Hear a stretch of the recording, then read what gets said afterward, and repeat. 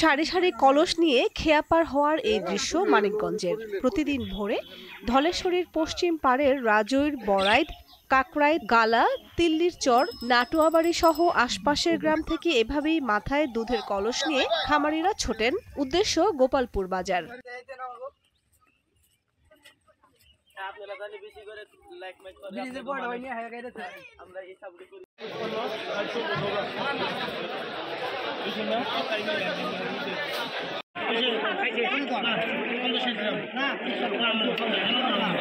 সকাল ৯টা থেকে 10টা পর্যন্ত কর্মব্যস্ত থাকে এই বাজারটি।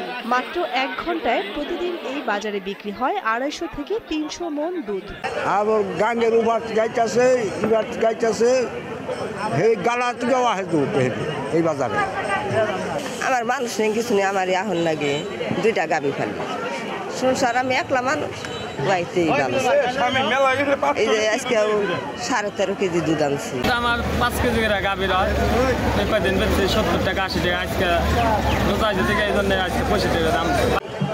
মিষ্টি বানায়, জরগা দিকে হয়, ব্যাপারীরা ঢাকা থেকে হয়, সাভার থেকে হয়। আমি বেশি 65 টাকা করে দুধ দুধ ভালো থাকে, 70, 80, 90, 100, আবার 30, 35, 40, 50। বাজারে পাইকাররা লিটার লিটার দুধ কিনে প্লাস্টিকের ড্রামে সংরক্ষণ করেন। এরপর তা মানিকগঞ্জ শহর, টাঙ্গাইল, গাজীপুর, ঢাকা সহ দেশের বিভিন্ন জায়গায় নিয়ে যান। কিন্তু আমরা অনেকেই টার্গেট দিই 1 কোটি টাকা, 2 কোটি টাকা। আসলে মিনিমাম 2 কোটি টাকা দুধ বিক্রি হয় মাসে।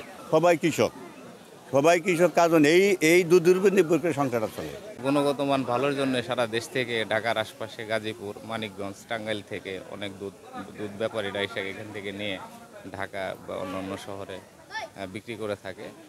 এই দুধ থেকে তৈরি হয় নানা ধরনের মিষ্টান্ন।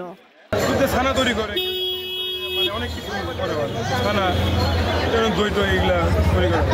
দুধের উৎপাদন বাড়াতে প্রাণী সম্পদ বিভাগও বেশ তৎপর। গোপালপুর বাজারের আশপাশের 15টি গ্রামে রয়েছে 300 ছোট বড় খামারি।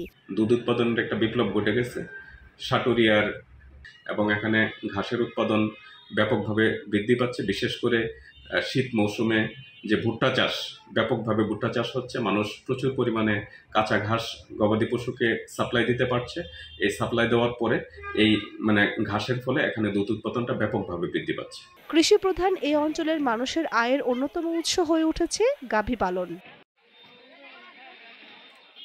দীপ্ত, বার্তা কক্ষ।